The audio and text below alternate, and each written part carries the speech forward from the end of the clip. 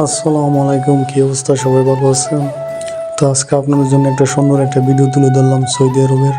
তো যারা সৌদি আরব আসেন নাই বা আসবেন, বা সৌদি আরবের দৃশ্য যারা দেখেন নাই, তো আমার এই ভিডিওর মধ্যে দেখলে আপনারা বুঝতে পারবেন।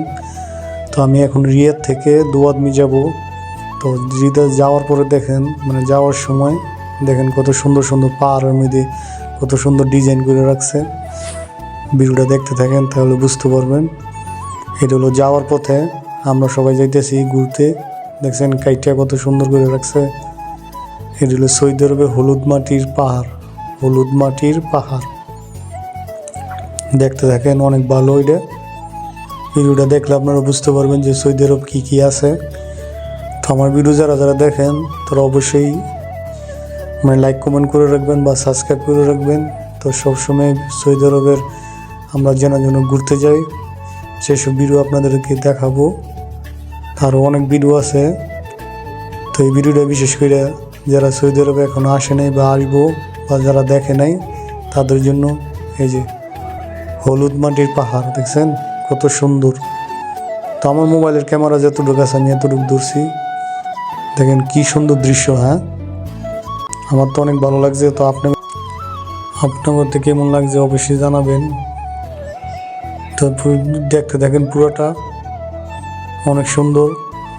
পাহাড়টা আর অনেক কিছু আছে। তো যেতটুকু পারছি তুলে ধরছি।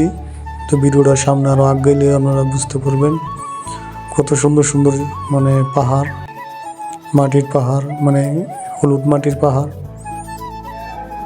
যেতটুকু পারছি এতটুকু টাইনে দিয়ে দিয়েছি আপনাদের।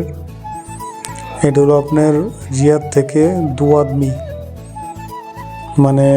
ঢাকা থেকে চিটাগাং যেতটুকু দূরই 4 ঘন্টা লাগে যাইতে। তো আমরা একটা বড় মাইকে দিয়ে যাইতেছি। তো রাস্তার মধ্যে অনেক গাড়ি আছে আরো যার জন্য যাইতেছে। ওই সাইডে এগুলি ছোট ছোট গাছ, যারা ওটের খাবার ওটে খায়, ছোট ছোট গাছের পাতা। ঠিক আছে। তো ভিডিওটা যদি ভালো লাগে অবশ্যই শেয়ার করে রাখবেন, লাইক করে রাখবেন, যাতে আবার নতুন নতুন ভিডিও আপনাদের সামনে তুলে ধরবো।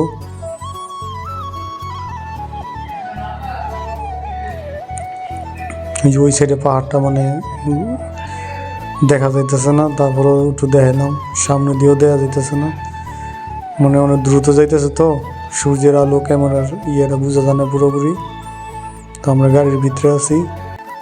তো গাড়ির ভিতরে থেকে যেটুকু পারছি আপনাদের সামনে তুলে ধরলাম। দেখছেন কত সুন্দর দৃশ্য, মাশাআল্লাহ। গাড়ি চলতেছে, চলবে। মরুভূমির মাঝেও আপনার এমন জায়গার মধ্যে বাড়িঘর করে রাখছে, হোটেল করে রাখছে যারা যাতায়াত করে তাদের জন্য। অনেক সুন্দর দৃশ্যটা দেখলে অনেক ভালো লাগবে।